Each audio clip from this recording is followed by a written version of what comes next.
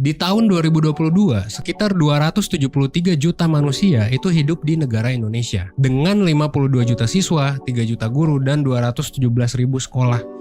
Indonesia udah jadi negara dengan sistem pendidikan terbesar keempat di dunia, di bawah India, China, dan Amerika. Tapi, apakah ukuran yang super besar ini berbanding lurus dengan kualitasnya? Ya kamu sudah tahu jawabannya adalah tidak. Berdasarkan data dari PISA di 2021, siswa Indonesia itu berada di peringkat 70 dari 79 negara dalam matematika. 67 di sains dan 66 di reading. Parah banget. Pertanyaannya adalah kenapa bisa separah itu? Apa sih yang salah dari pendidikan Indonesia? Gimana sih kita bisa memperbaiki kondisi ini? Sebagai channel yang ya tentunya bergerak di mental health, self-improvement, dan pendidikan, dan untuk mengawali tahun 2023, 1% punya beberapa catatan terkait kondisi pendidikan di Indonesia saat ini, dan beberapa rekomendasi yang bisa dilakuin untuk meningkatkan kualitas pendidikan Indonesia. Ngomongin soal pendidikan, Presiden Jokowi sebetulnya sudah menganggarkan 549,5 triliun rupiah untuk sektor pendidikan, which is banyak banget. Tapi lo tahu apa plot twistnya? Ternyata kontribusi sektor pendidikan kepada GDP kita itu masih rendah, cuy. Itu cuma 3,8%, dan ini di bawah rata-rata negara di Asia Pasifik yang mana 4,6%. Bahkan Qatar yang kemarin jadi tuan rumah Pildun, yang kata orang-orang sih negaranya dikritik banyak banget negatifnya nih, itu tuh angkanya 6,9%. Jadi pendidikan Indonesia tuh budgetnya besar, tapi kontribusi dan impactnya ternyata relatif rendah kalau dilihat dari angka tersebut. Selain loophole itu, ada juga kelebihan dan kekurangan yang lain. Oke, kita bahas dari prosnya dulu ya. Pertama, sistem pendidikan Indonesia itu berfokus pada mata pelajaran inti. Jadi meskipun banyak orang yang berpendapat kalau Indonesia tuh terlalu generalis, banyak banget pelajarannya atau kurang fokus, tapi ternyata sistem seperti ini bisa ngebantu kita ngebangun fondasi dan pengetahuan yang solid. Jadi jangan heran kalau lebih banyak generalis daripada spesialis. Yang kedua, sistem pendidikan yang berstandar nasional. Artinya satu kurikulum, jadi terjaga banget, dan kurikulumnya terstandar dari pemerintah. Nah, ini akan ngebantu siswa-siswa dari Sabang sampai Merauke lebih konsisten kualitasnya, meskipun pada implementasinya kita tahu sendirilah banyak sekolah yang gak imbang gitu. Yang ketiga, terintegrasi dengan nilai-nilai nasionalisme, ya upacara, terus juga mata pelajaran PPKN, ada juga sejarah dan kebudayaan Indonesia dipelajari. Ini adalah bukti sistem pendidikan kita yang terintegrasi dengan nilai-nilai nasionalisme dan patriotisme. Ini tiga tadi poin untuk prosnya. Gimana dengan consnya? Pertama, kurikulum Indonesia itu cenderung tidak relevan dengan kebutuhan masa kini. Ini udah banyak banget beritanya, banyak banget yang ngebahas. Banyak yang bilang kurikulum kita ketinggalan zaman, kurang mampu mempersiapkan siswa untuk bersaing di lapangan kerja abad 21. That's why tenaga kerja kita kalah bersaing dengan tenaga kerja asing atau belum punya skill set yang dibutuhkan lapangan pekerjaan. Pengangguran banyak, tapi ketika perusahaan nyari orang susah. Kedua, kurangnya wadah atau program untuk melatih critical thinking. Jadi murid-muridnya tuh kagak sering nanya, terus juga lebih mencatat dan menghafal, dan in some cases juga malah dimarahin kalau kita nanya. Ketiga, ruang yang relatif sempit buat mengekspor minat siswa. Ini menarik banget. Kenapa? Karena di sini kita ngomongin soal salah jurusan. Bahkan ada statistik yang bilang 90% orang Indo tuh salah jurusan. Bisa jadi karena pada gak tahu gitu orang ke jurusan psikologi mau belajar apa gitu. Menariknya adalah orang masuk psikologi dipikir bakal gak belajar matematik. Ternyata kita belajar statistika yang sangat mantep banget. Ya kayak gitu. Banyak yang salah kaprah gitu. Karena minatnya tuh gak dilatih dari sejak dini. Pendidikan kita fokus sama core subject kayak matematika, sains, bahasa. Itu ada di kurikulum. Siswa belajar semuanya. Dari jam 7 ke jam 12. Atau bahkan ada yang jam 3. Atau bahkan ada yang lebih juga. Belum tambah PR, kerja kelompok. Akhirnya gak ada waktu yang banyak buat mengekspor minat mereka sendiri. Dengan semua kelebihan dan kekurangan ini, kira-kira pendidikan Indonesia bakal kayak gimana sih? Apakah bakal fuck up? Indonesia Emas 2045. Di tahun 2045, satu abad kemerdekaan Indonesia akan menjadi tahun emas untuk Indonesia. Indonesia Emas.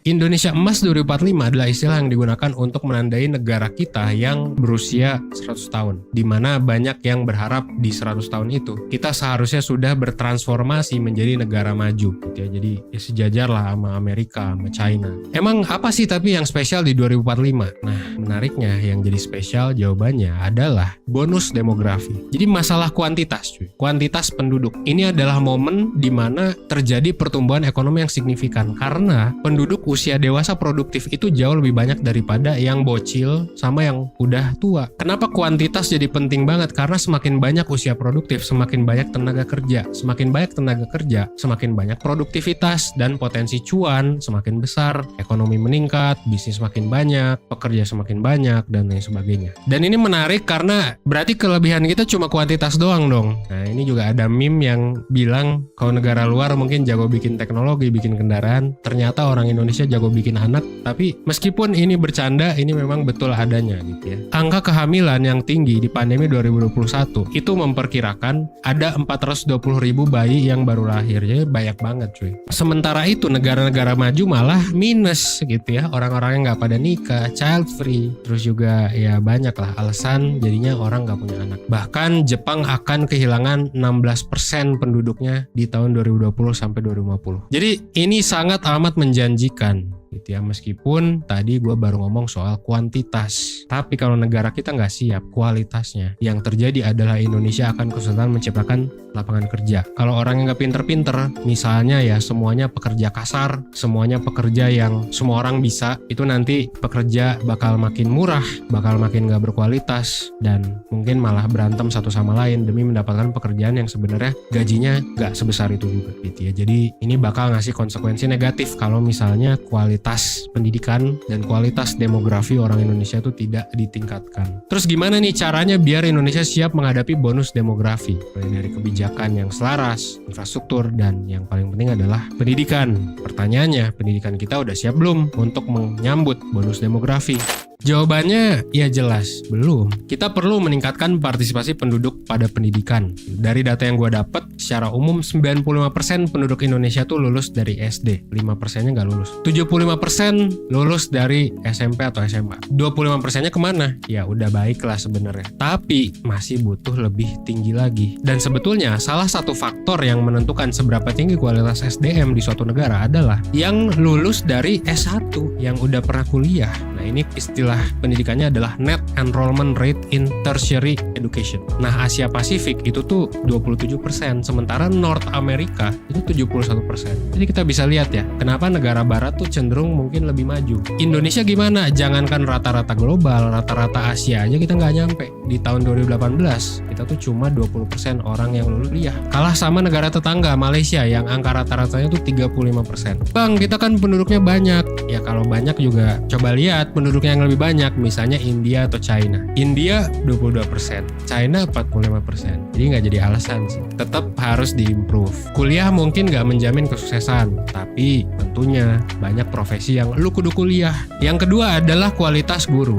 Nah ini kualitas guru juga masih sangat rendah. Sebenarnya guru kita tuh udah banyak secara kuantitas. Rasio guru yang ideal kalau kata peraturan pemerintah tuh satu guru megang 20 murid atau satu guru megang 15. Sebenarnya kita udah ada di angka yang ideal. Tapi kualitasnya itu tidak sebaik kuantitas dari gurunya itu sendiri. Performa guru kita itu secara rata-rata di bawah KKM cuy. Jadi cuma 66,94. Jadi ini masih di bawah standar ideal, yaitu nilainya 80. Bahkan menariknya ya, lu tahu nggak sih? Guru SD itu cuma 34%-nya aja yang punya ijazah SMA. Jadi intinya kita punya banyak guru, tapi apakah semua guru itu berkualitas? Ya enggak juga. Ada yang berkualitas, ada yang juga yang kurang berkualitas. Nah terus apa yang bisa kita lakuin? Nah yang perlu kita lakuin sebetulnya adalah 3 poin. Pertama, kita bisa meningkatkan APBN untuk pendidikan. Ningkat lagi, well ya bisa jadi juga dengan mengurangi korupsi kali ya. Karena mungkin udah besar, tapi bisa jadi penyerapannya belum sebesar itu. Atau banyak oknum yang berpotensi korupsi. Kedua, tingkatkan anggaran untuk guru. Gak bisa mungkin cuma 1-2 kali training. Gue juga mengapresiasi sekarang jadi guru jauh lebih ketat karena memang butuh pelatihan yang lebih intensif. That's why perlu anggaran yang lebih besar. Bukan cuma buat kualitas, tapi juga buat ningkatin well-beingnya juga, terutama gaji. Ya mungkin sekarang kualitasnya masih rendah, tapi semoga nanti kualitasnya bisa lebih tinggi, gajinya juga bisa lebih tinggi. Semoga aja itu bisa motivasi dan bisa meningkatkan fasilitas dan kompensasi buat guru. Ketiga, tingkatkan kualitas model kegiatan belajar dan mengajar. Banyak peneliti dan pengamat pendidikan yang bilang Indonesia tuh udah ganti-ganti kurikulum, tapi belum bisa ada hasil yang signifikan karena implementasinya belum maksimal dan merata. That's why penyelarasan kurikulum juga harus disertakan disesuaikan dengan kebutuhan zaman. Sekarang aja tugas-tugas kayak bikin esai, berhitung tuh bisa udah nggak relevan. Karena apa? Sekarang tuh udah ada AI cuy. Kalau tahu ChatGPT ini bisa bikinin lo 1000 kata esai dalam waktu 1 menit. ChatGPT ini bisa nyelesain perhitungan yang rumit dalam hitungan detik. Dan ibaratnya gini, kalau udah ada AI, buat apa lagi kita harus belajar ngitung? Selain karena logikanya, mendingan kita belajar prompt yang bener gak sih buat AI? That's why selain harus menguasai critical thinking dan problem solving yang baik, murid-murid tuh harus juga diajarin tentang si perkembangan zaman. Gurunya juga sih, karena di dunia kerja mah lu bakal pakai AI juga. Jadi menarik banget ya, dipikir-pikir tuh dulu pekerja kasar yang bakal dihilangkan oleh robot. Kemarin juga sempat ramai tentang NFT yang katanya bakal bikin artis atau desainer jadi lebih sejahtera. Buktinya sekarang apa? Buktinya sekarang desainer pekerjaannya bisa hancur, banyak yang di layoff. Paling banyak di layoff dari tech startup. Dari salah satu survei gue lihat tuh desain. Kenapa? Karena AI. Jadi AI itu sangat amat powerful di zaman sekarang. Tapi